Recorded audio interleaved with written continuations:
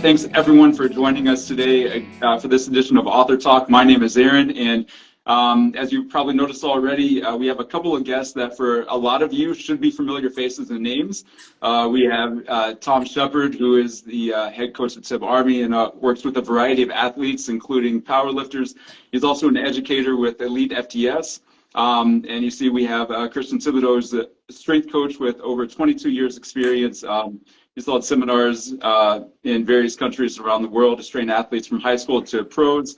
And he's the author of a number of books, including the Black Book of Training Secrets, the Theory and Application of Modern Strength and Power Methods, High Threshold Muscle Building, the Maximum Muscle Bible, and his latest that Tom and Christian have co-authored here, the Overload System for Strength, which they're going to talk a little bit about today. So I really appreciate both of you hopping on for a little bit so we can talk about this today. Now, I give a brief introduction there, but I know that at least today people don't want to listen to me talk; they'd rather hear it from you. So, if you could, for the listeners, kind of give a little more information about yourself, about your background, and kind of how you got to where you are today. Chris, do you want to go first? You got more to go on there than I think that if you go first, it's better because that's going to give us a pretty good assessment of people's resiliency and how long they're going to stay. And then you can one up me whatever I say then as well. So well played, sir. So I started coaching probably 12, 13 years ago when I was at university. I was actually studying marine biology of all things at the time. I did an S&C program to like an internship to become an S&C coach while I was doing my degree. Finished university, realized that marine biology is really interesting, but doesn't really pay and involves traveling the world with not a lot of promise of return on it. At that point, I'd kind of already been coaching like informally, if you like, for a couple of years anyway. So I decided to jump kind of headfirst into that, came out of university, did all my qualifications. And then did the usual thing of starting as a PT in a gym, you know, with Gen Pop and things like that. Did that for 7, 8, 9 years, ended up being the manager of the gym that I was training at. During that time, I made probably what is one of the worst life decisions that I've ever made, and reached out to Christian to coach me. You know, I'm still recovering mentally from that now. But what did come from that was what is proving to be a really, really good, fruitful relationship for us, especially on a business standpoint. Christian reached out and said that he'd like me to work for him. Then started with online coaching and all that type of thing. And now we're at the point where we're doing joint seminars and, you know, releasing books together, which has been a really cool experience over the last couple of years for that to take off. And then over the last couple of years as well, my wife Naomi, who's sponsored by Elite FTS, they had us out there to their compound, so we ended up doing some content and some material for them too. And actually now in a couple of weeks' time, we're actually moving out to Ohio so that we can do some more work for Elite FTS and also then be based in North America, which is going to make all of the work that we do for Tib Army and seminars and all that type of thing, hopefully way more easy and accessible in the near future. So it's exciting times. And it's been a very productive and cool couple of years for me on a career standpoint, I must say. Well, honestly, I guess my presence in the strength coaching field predates the thing we call internet. So it's been going on for close to 30 years. So I'm not going to talk about myself for that long because people just can research it, and I don't want them to be bored to death. So let's just say that I did start training mostly for football because I was not very athletically gifted, but I felt the need to be respected for something physical because I've always felt low level of self-esteem and so on and so forth. And I believe that being good at sport would help me alleviate that. And it didn't, but that was my thinking.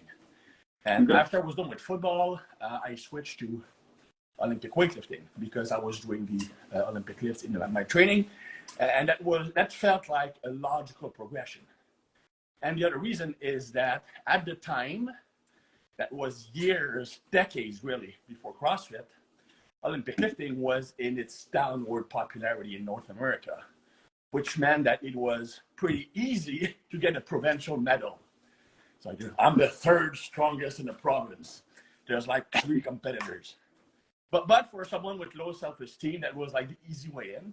And I always enjoyed explosive work way more than heavy work, although I do like heavy work. And that led me to research the training of old school strongmen. They've always been my model because, yes, I want to be strong in the Olympic lifts. I want to be strong overall, but I want to look like I lifted. Yeah. And to me, the training of the old school lifters, like before 1950, and probably like in the 1930s or even earlier, is the best example of what I was personally looking for when it comes to training. And earlier on, even when I started working in the community, in the field, that was really the basis of every system I came up with. So that I think the book is a logical conclusion for my whole training career. And it's funny because it was a fairly long process, because I've not been used to working with a big publishing house before. So I actually forgotten what the book read like. So for the first time in my life, I actually read something I wrote, which I never do. I never look at anything I publish. And you know what? The book is mesmerizing. I feel really bad to say this, but I actually enjoyed reading it, which is weird because I never enjoy anything I write. And I even survived some chapters, which tells a lot. The bit he hasn't told you there is that he pretty much wrote it in like 2 weeks as well, which is very typical of Christian. I get an email being like, hey, I got an idea for a book. What do you think? Does this sound good? It's like, yeah, that sounds great. Let's do that. And then 2 weeks later, he's like, here's the manuscript. Here's where you need to, here's where your bits can go. Yeah. And are you done yet? My secret is that when I told you, let's write a book, I already have like 8 chapters finished. Yeah, I bet. It makes me look really, really awesome. But in reality, I just had images of you just popping modafinil every hour and just not sleeping for 2 weeks. The only time I did that, to be fair, was when I wrote the book with Paul, because that was an actual competition to see who would finish first. And when I would add a chapter, he felt the need to have the same number of chapters that I did, so he wrote one more, and that just piled on and piled on. But yeah, I had lots of fun, and I think that it's weird because I redesigned my own training based on the book. Like sometimes you know stuff. I mean, when you've been in the strength and conditioning community for a long time, you've experimented with pretty much all the systems and methods and all that stuff. And you forgot what actually got you where you are. And we did that. Dude, we need to do that. So I revamped my own training. Yeah, I mean, every time I open it up, I look at the range of motion progression system in there, and I'm like, I need to do that. Every single time, it's like, I need to go back to that. It's fun. It is your favorite. I mean, it does fit your psychological profile. Doing the least amount of work possible and still feeling strong. Yeah, that's it. So it's called, in some places that would be called efficiency. Just putting that out there, but sure, okay, fine. Let's go with that. So part of what you touched on there, Christian, actually leads into one of the questions that I wanted to ask. The second part of the title, a modern application of old school training. That why is that part so important in terms of, or why is it so important to apply old school methods to what we're doing right now? Well, I think that the first reason is that, well, there were no performance enhancing drugs back then. I mean, it started out. If you want to be really anal about it, it really started out in 1956 for the 1956 Olympics by the Russian weightlifters, but that was extremely niche, right? And it's after that steroids were first developed to counterbalance the testosterone use of the Russian lifters by American lifters. So by the mid-60s is when it was being spread around among weightlifters and bodybuilders in North America. But prior to that, it's pretty safe to say that they were not enhanced, unless you count arsenic and amphetamine. Well, amphetamine would be a of course, a performance-enhancing drug, although I use them for rave parties rather than strength, like in my days. But it's still not the same effect. It doesn't change your physiology the same as steroids do. And these guys were getting, I would argue, stronger than the vast majority of strong people today, and certainly stronger than those who are not utilizing drugs. So to me, and again, it's not a rant against drugs or anything like that. It's just a matter of, well, if you are someone with average genetics who does not want to go that route, might as well look for those who were the most successful without them. And the old school strongmen were these people. Also, there was no internet and very few magazines. So their only way of learning new effective training methods was to experiment.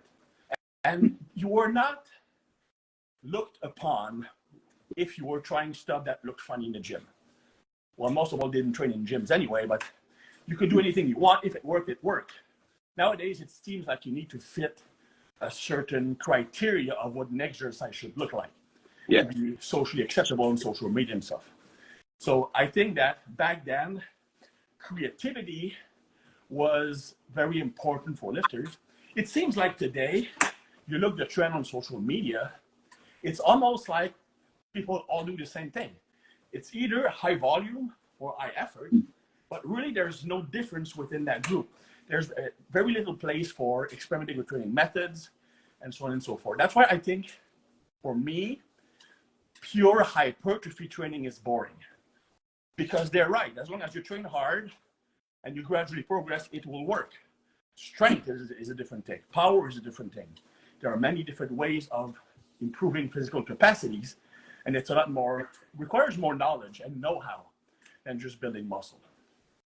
I think to piggyback on the PED point there, I think even as well, just from like a lifestyle point of view, like if you go back to the 20s, 30s, 40s, whatever, like not only were they not having access to PEDs, like what was the average person's lifestyle like back then? Like a lot of people were working in factories, doing really hard manual labor jobs on farms and things like that. Yeah. And then they were going in the gym and doing programs and methods that, you know, maybe a lot of people would look at now and say like, oh, that's overtraining. But it's like, well, if these guys were doing it after a 12-hour factory shift, when living on large sandwiches and whatever else they could get their hands on food-wise at those kind of times, you know, and they not only were they kind of tolerating it, they were progressing, and like Christian said, probably matching or, you know, doing better than what a lot of people are doing drug-free now. Maybe there's something to that, you know, maybe we're actually capable of more than we think. We're just using the wrong methods or training in the wrong way, or perhaps we've gotten soft. Who knows? You know, it's probably a whole mix of things, right? But you can't deny that back then they had much less favorable conditions in just about every single context for getting big and strong. Even if you just look at gym equipment, lack of squat racks, you know, whatever it might be.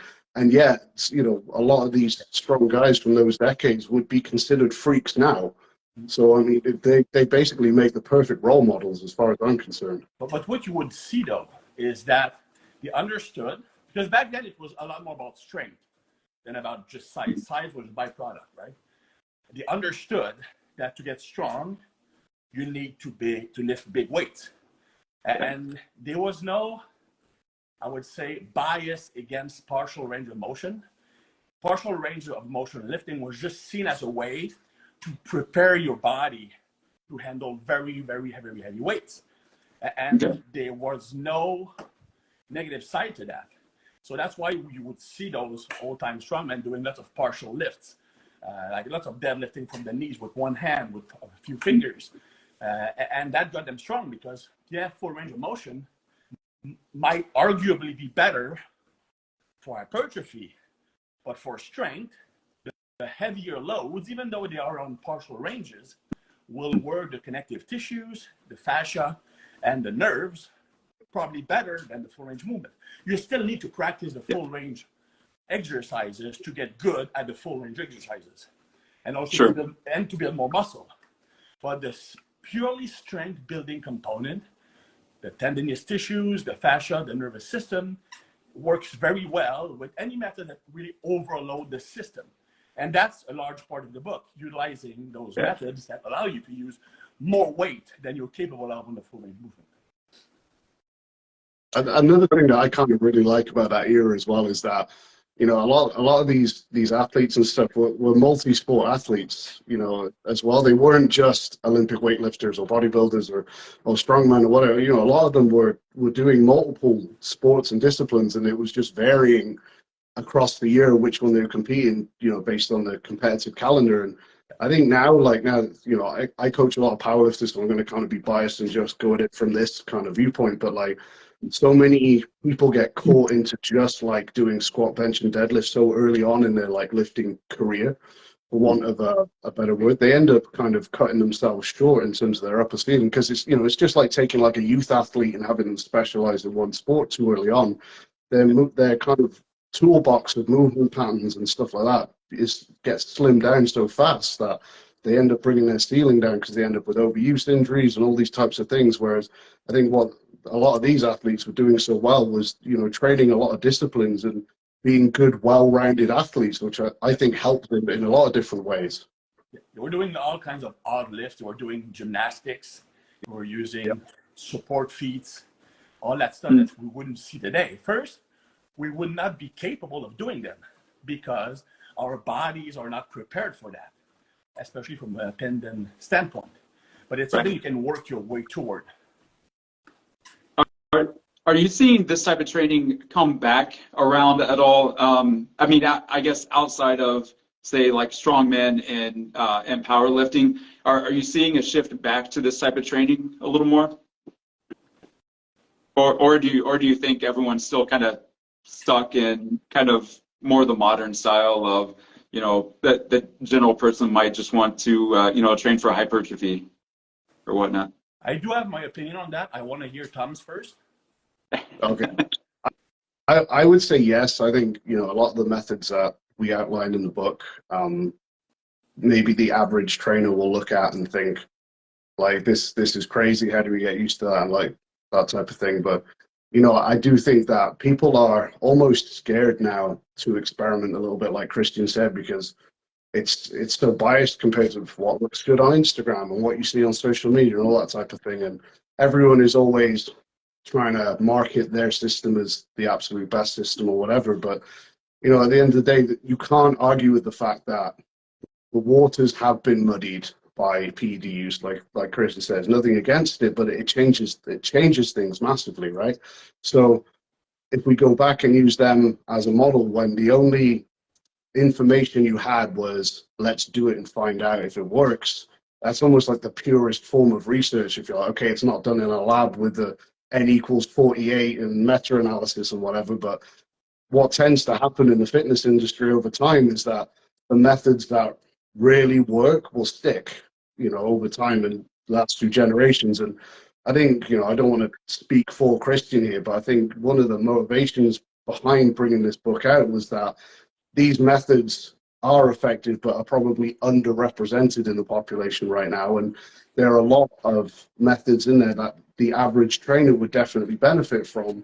And I think personally that a lot of people are training in a way right now where they, especially when people are training for primarily aesthetics and hypertrophy, that they're not strong enough to get enough out of the hypertrophy style training that they're doing. And if they did even just do this type of training for phases of their kind of annual training plan, it would make all the other training more effective that they're doing, as well as bringing up all those systems like Christian mentioned that, you know, maybe they're not training directly or well enough, like the nervous system, the tendons and all that type of thing. So to answer your question, no, I don't think it's really catching on, but at some point it will, because like I said, these things all tend to go around in cycles and circles at the moment, and like this type of stuff is almost on the back end of that cycle right now, I feel, and I'm sure at some point it's going to come back around, and hopefully the book is going to make speed up that process. Yeah, I think it's stable. I mean, we've written a book about this type of training, so obviously the smart answer would be, oh yeah, it's becoming more and more popular. Get the book, you learn how to do it. But in reality, we have factors that pull it upwards and factors that pull it downwards. The main factor that pulls this side of training upwards is the once extreme popularity of CrossFit. And it's coming down, but what we find is that CrossFit has introduced people to the big basic lifts. Explosive pulls, the deadlifts, the presses, the squats, and so on and so forth. And what we find is that a lot of people branch out to weightlifting, branch out to powerlifting, branch out to strongman because they found that they have more affinity with that style of training. So that pulls up the style of training. The thing that pulls it downwards is that the vast majority of the population that is into resistance training is first looking at only at the from the aesthetic standpoint, which might not be the best fit for the system. Although if you do it with proper dieting, I strongly believe you'll get the same kind of visual results if you really invest yourself into it. But more importantly, I find, and that's been from interacting with people online for years and in gyms for years, people are becoming less and less focused on training hard. People are looking for the easy way out. And you see that a lot with people overusing science to justify not training hard. And training hard could be, well, I'm going to justify not pushing my sets close to the limit. Or I'm going to use science to justify not doing many sets. But it seems that people are always looking for justification to not train as hard. If there's one thing that was true from those old-time strongmen and from people who come from CrossFit and transfer to those sports, is that they are hard workers. And you know what? And Tom, I mentioned that in the past. And that, you know, when you work hard, things tend to work out pretty well, regardless of the system you use. But some people are looking for, they focus on, I'm going to use perfect, pristine form, 15.3 degrees of elbow flexion to maximize this and that. I'm going to use that exact tempo. I'm going to use that exact progression because they are subconsciously, I want to say, not sure about making gains. So they try to reassure themselves by attaching themselves to number coming from the favorite influencers. They also are not hard workers by nature. That's the newer generation. And I don't blame the newer generation. I don't blame the kids. I mean, when a kid comes to life, he doesn't know shit, doesn't know anything, okay? It's the parents, the adults interacting with the kids who basically program the child.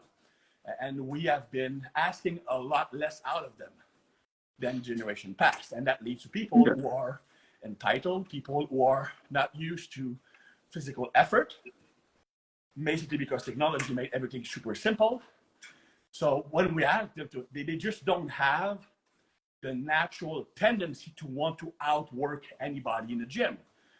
So they will look for methods that are easy or feel easy. And that's basically the opposite of online training. It is I'd be interested to get Christian's take on this bit too, but I do also, to continue that a little bit, I think there's like a behavioral or an attitude difference as well in that, you know, again, you go back to a lot of these athletes and in those times, although a lot of those methods that we outlined in the book, for example, they're all very heavy and difficult and whatnot, but the attitude that was applied to them was work hard, but also be technically proficient, and also be patient with the progression system they use. Like with that range of motion progression, you'll stick with the same weight for anywhere between, you know, maybe 8 and 16 weeks.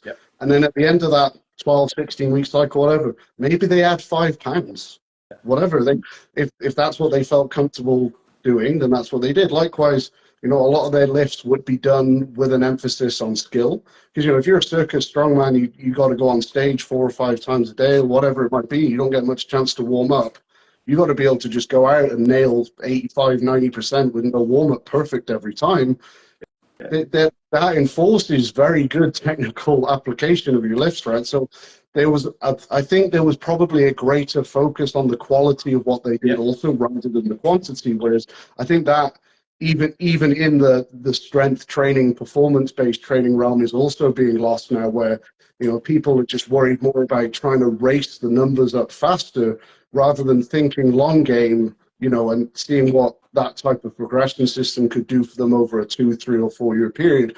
Yeah. Things like Christian's just written an article on the Hepburn progression model. That's a great example. Jim Wendler's 5-3-1 is another great example. Like, you offer people now 2.5 kilos a month on a lift, and that doesn't appeal to them. But if you add that up over 2 or 3 years, those are results that anyone who knows anything about lifting would snap your hand off for. But I think a lot of the time people aren't focused enough on the quality of their work, and like maybe Christian said, maybe they're trying to use too much science to almost cheat the system and progress quicker than they're actually earning the right to in many scenarios. Yeah, you can gain, again, depending on your level of experience, between 0.25 and 2% of strength per week. Obviously, the 2% would be the very beginners, and that would be mostly due to technical deficiency and neurological adaptations. So for other people, it will range between 0.25 and 1% per week. Non-beginners would be closer to 0.25 to 0.5%. And of course, from week to week, sometimes you are able to add 10 more pounds, but oftentimes that's an illusion. You're not 10 pounds stronger. Maybe your set was taken 2 reps closer to failure than the week before. The strength fluctuates daily. So maybe you had a very good day and the other day was a bad day. Maybe you made some technical tweaks. Maybe you cheated somewhat without even noticing it. But in the long run, that's what it is. And I think that, as Tom mentioned, being impatient is the main issue. I think it's the number one reason why people fail to achieve their goals, regardless of its strength or its size. And that comes mostly from unrealistic expectations. And that, again, I still blame social media a lot for that. But magazines did the same years ago because, well, now we expect that you can gain 20 pounds of muscle in 2 months and you can increase your bench press by 50 pounds in 2 months. Yes, sometimes it might happen by magic, but it's not something that's usual. I mean, just adding 5 pounds to your bench every week would be 250 pounds a year. I mean, do that for 3 years, your bench pressing 2,000 pounds. That doesn't work like that. So I think that people are, because they have unrealistic expectations, the moment they are not progressing at the rate they are expecting, that's when they go off script. They would have had too much weight, use crappy form, they will switch program because they think this program is not working. I only gained 10 pounds on my bench in 3 weeks, it's not working. Dude, it's freaking great. So you might actually be successful and stop doing a successful program because of unrealistic expectations. And again, so that's the main issue. Don't forget that. And Tom wrote a great article about that when he was talking about what is strong. And he said that we have a certain bias because the people we tend to follow on social media are people we admire in our field. So people who are doing what we would hope to do in one day. So they are the best at what they do. So when you constantly see people bench pressing 600, 700 pounds, and you're there bench pressing 300, say, dude, I need to catch up. My training is not working. Otherwise, I'd be at that guy's level. But these guys are freaks of freaks. So again, unrealistic expectation leads to impatience. Impatience leads to less focus on technique. That's why Tom's chapter is so important, where he goes into excruciatingly detailed explanations on all the main lifts, on how to execute them perfectly. And again, the old school lifters saw their training as practice. They were, and you actually see that in old text. It's lifting practice, not training. And that's the way you should see it. Do you think maybe those unrealistic expectations might be one reason that people plateau really soon after they start training, or at least feel like they plateau, just because they have those unrealistic expectations that they should be lifting a lot more weight? Of course, for 3 reasons. The first reason is that mindset, and that's going to be like very esoteric. That's going to scare people off. But there's some interesting data about it. The strength of your belief in what you're doing has a great impact on how successful you will actually be. And the theory is that it could actually lead to some gene activation, facilitating the attainment of those goals. There was an old study in the 1960s, 70s. They didn't measure that, but that's what we can actually infer from that study. So they had a group of people, and they told them, we're going to train hard for 5 weeks, and those who get the best results will be put on steroids, legit Dynabol, for 3 weeks. So, of course, they had, and back then, there was no stigma about steroids, and the health studies are the same, right? So people wanted to be in that group. So that pretty much ensured that for the first 5 weeks, they would be training balls out. So after 5 weeks, they made X amount of gains, and they pick like the 10 or so best, and they're given Dynabol. And in 3 weeks, they achieved results in strength that were 5 to 10 times greater in half the time as they reach in the first block. Only they were not given Dynabol. It was a placebo. So that basically, and again, that just explained the power of belief. They were sure that they were on gas, man. I'm going to gain weight. And they were already training super hard. So it's not because they were training harder, but the belief might have actually helped physiologically speaking. So when you hit a plateau and you don't have patience, when you have unrealistic expectation, it can just crumble your motivation, your drive, and your belief in yourself, and that will hurt. Second, the moment you're not gaining fast enough, what most people do is, the stupidest thing they should do is that they add more weight to the bar just to convince themselves, I'm strong enough to lift this.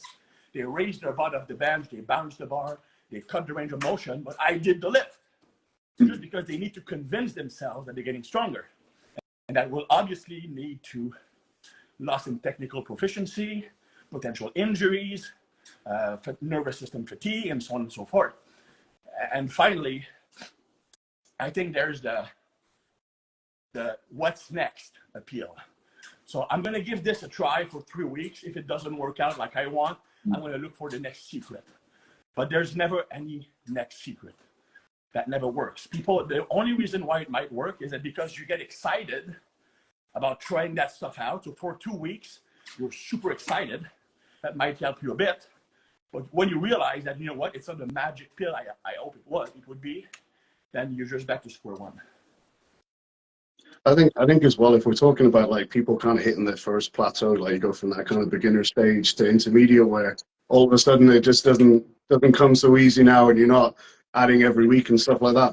That is the first time that as a lifter or an athlete, you know, whatever you want to call yourself, that all of a sudden now you have to actually be introspective and self-assess. Like you've gone from almost having guaranteed progress from just going in and, you know, clocking in, clocking out with the most basic program, whatever it might be. That's going to get you progress for over a amount of time, and normally it's a linear fashion.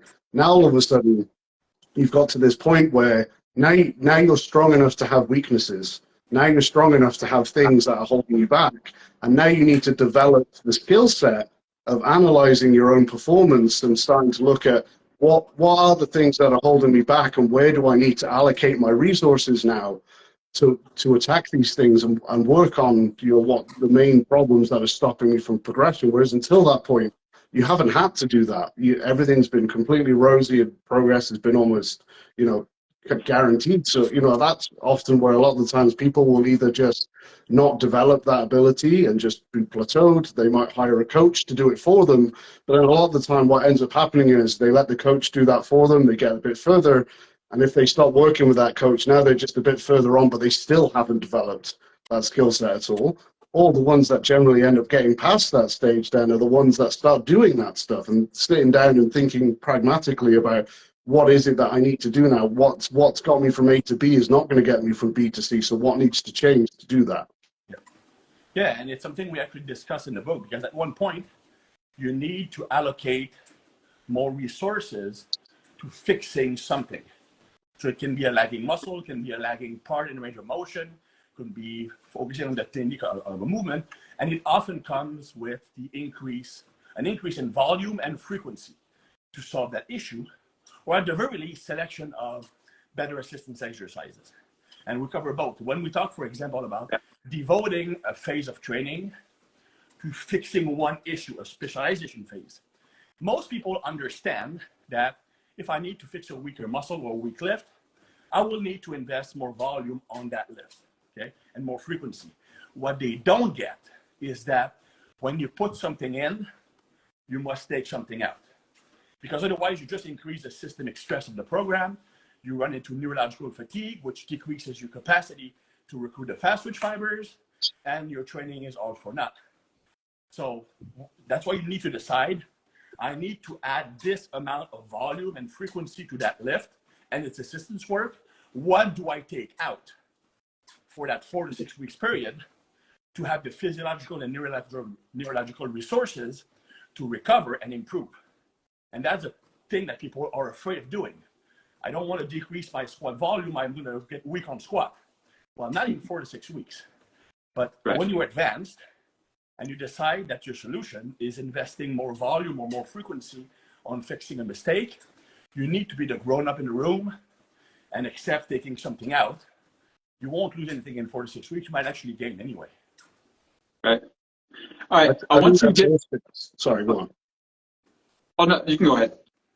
I was going to say that's kind of also where I think the technical understanding of the lifts that you focus on can come in to be really important as well. Because obviously we want to be performing them well, but when you know what the lift should look like, the different phases of each lift, what muscle groups are the primary movers in each lift, then all of a sudden you've got kind of a blueprint to work with. So then when you start, if you do start looking at your own lift, seeing where you get stuck, seeing where you get deviations from what would be deemed optimal technique for you, then you can start to use that to give you, clues as to what is holding you back. Because not everyone's going to be able to just know instinctively, oh, my hamstrings are weak, or, whatever it might be. But if you know what muscle groups are the dominant movers at each part of the lift, or, what the bar path should look like on each lift, and you see that you're deviating consistently in a consistent way from that, that can help you figure out then where you're going wrong, or maybe what muscle groups you're subconsciously trying to avoid loading, what ones are doing too much of the work, so on and so forth. So again, then that's where that kind of technical knowledge can come in and help you get past those plateaus, because now you've got something you have a blueprint to know what it should look like, which means you can identify obviously when it deviates from that. You also need to understand the rate of improvement that is possible. So for example, if the problem you're trying to fix is the lagging muscle group, the gains in strength from addressing that weakness will be much slower than if the issue is a weak part in the range of motion due to neurological factors, or if there are technical issues, because everything that's neurological can be improved significantly in as little as 3 weeks. You can make pretty dramatic neurological improvement in 3 weeks with the right methods. But muscle growth is still limited by your physiology.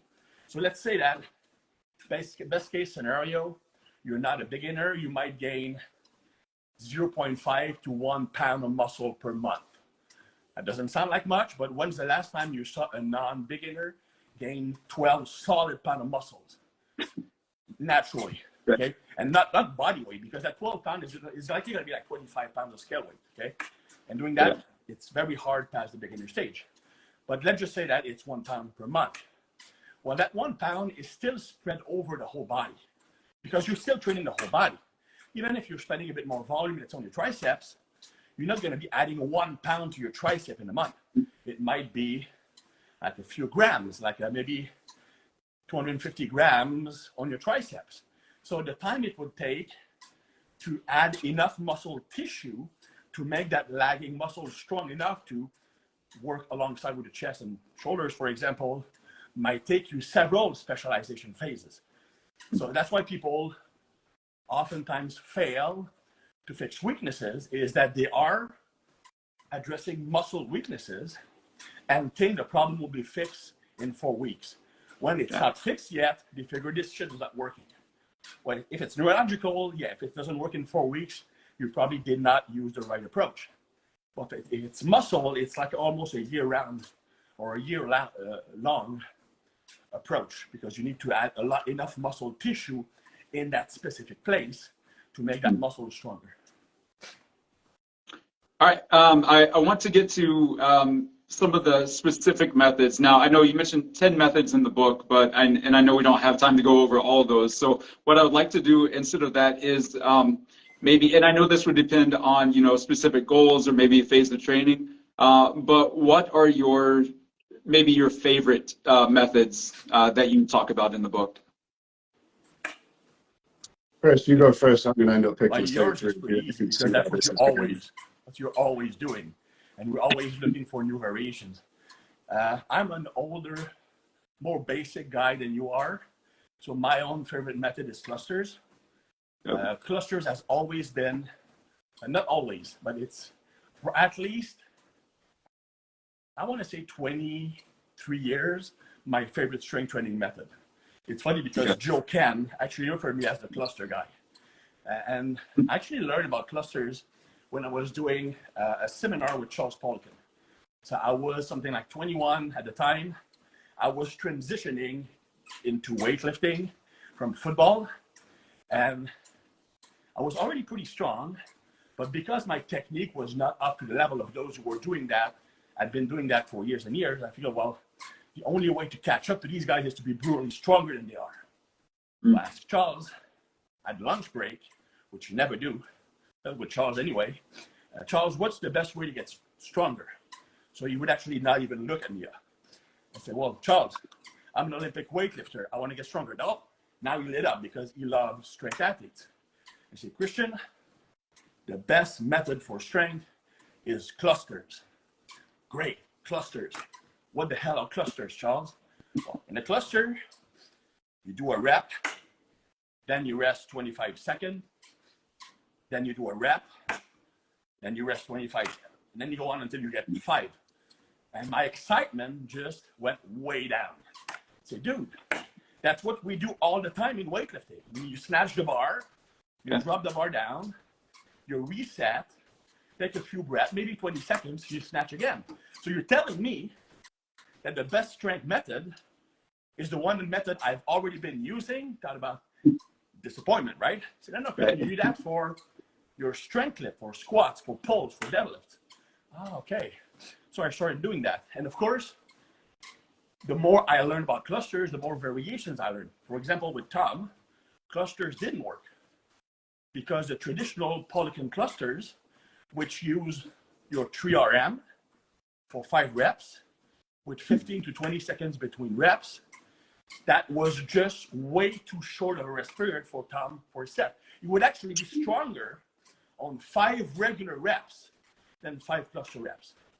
Because the factor that Charles didn't consider, or maybe because he was working mostly with hockey players or don't have the strength level or the fast twitch dominance that Tom has, is that when you do, let's say, a bench press or a squat, the racking, unracking the bar, walking out the squat, that takes a lot out of you. So that needs to be factored in. So I researched clusters more, and it turns out that the original clusters, the one by Joe Miller, who was a weightlifting coach, used rest periods of 45 to 60 seconds between reps. And when we started doing that, now it worked. So clusters, when they're properly applied and adapted to your physiology, is probably my favorite method. Now, it doesn't work for all the lifts. Like for a dumbbell press, it wouldn't work. It takes just way too much energy to get the weight in place. The less energy is needed to rack and rack the weight, the better clusters will work.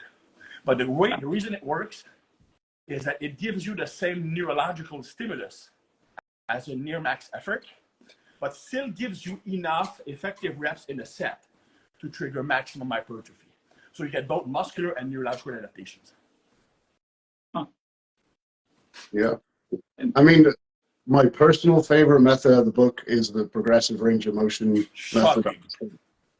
I know, right? It allows you to lift maximally heavy stuff every single week without breaking yourself, which is my specialty. But if I had to pick a favorite method for not myself out of the book, it would actually be the loaded stretching, which we address in quite good detail. And Christian has written a lot about loaded stretching, but honestly, if I had to say like one method that has improved the mobility, the resiliency, and the movement quality of the people that I coach, it would be loaded stretching. Okay. Not only that, but Christian is not a fan of using it in warm-ups. I've been experimenting with using it in warm-ups for people who need the mobility work, for example. Just doing it a bit less intensely than what you'd maybe do it for if you're looking for maximal hypertrophy out of it. And, you know, improvements in people's like thoracic mobility for their arch on bench press and all these types of things, the results have been great, but also a lot of the time it removes the need for any fancy long duration warm-ups that, you know, you no longer, you can take someone who needs to spend 20-25 minutes warming up for bench press, doing band pull aparts, Y raises, face pulls, and all these types of things. They do 3 1-minute sets of the dumbbell bench press loaded stretch. They get under a bar and they actually feel better than when they do that whole 20-25 minute routine. But not only that, their movement's better, their mobility's better, and so on. So I think if there was one method in that book that the most people could benefit from implementing in their training, it would be that. Lifters hate mobility work. It's boring, it's uncomfortable, whatever. But if you can find a method of mobility work benefits for your tendons, your ligaments, and also hypertrophy, then we can tick all those boxes at the same time and actually make lifters do the stuff they need to be doing. That would be the one I would pick for everyone to implement out of the book if I could only pick one. The reason I told you that I didn't like loaded stretching as a warm-up was because I was doing them improperly. And it was not a technical issue. It was a breathing issue. I would essentially stay in apnea for the whole 90 seconds or use paradoxical breathing, and very short, choppy breathing with the thoracic area rather than with using the diaphragm and belly. So if you focus on deep nose breathing, like 4 seconds in, 4 seconds out, extending your belly, it actually has very low stress levels. It was more the hypoxia that caused the stress. But yeah, I was able to take a guy who was doing CrossFit recreationally, former competitive swimmer on the butterfly. So problem with range of motion in the shoulder, very introverted. So he couldn't do overhead squats. And in one loaded stretch session, he was able to do full snatches. Oh, wow. So that was we spent almost the whole workout on loaded stretching. But he had been trying with all kinds of stretching to fix his overhead position for at least a year. That actually fixed it in a long session, but still in one session. Wow, that's amazing. That's when I was reading through the book. I mean, I think that's one that I probably need to incorporate a little bit more into my training for sure, just to work on a lot of that. This has been an outstanding conversation. I want to be mindful of the time and respectful of your time. So for the listeners, if you haven't got your copy yet, pick up your copy of Overload System for Strength. In the book, you'll find everything that we talked about today. You'll find quite a bit more. There are pictures, descriptions of exercises to make sure that you're doing them correctly. I know that there are sample or recommendations on how to set up your training during the week. Just a ton of great information. So if you got a lot out of this conversation, definitely pick up your copy of the book. You're going to get so much more out of that. So thank you so much for your time.